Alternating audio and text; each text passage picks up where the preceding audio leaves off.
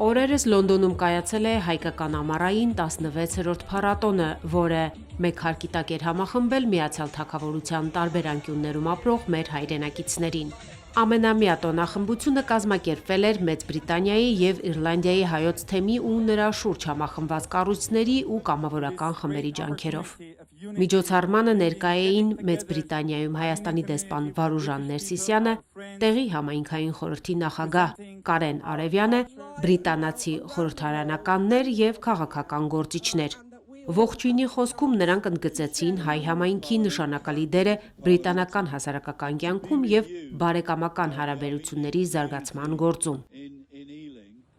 Օրվա ընթացքում ներկաները վայելեցին հայկական ավանդական խոհանոցը, ծանոթացան տաղավարներում ներկայացված հայկական արտադրանքին։ Փառատոնի առթիվ արտիստներ էին ժամանել նաև Հայաստանից։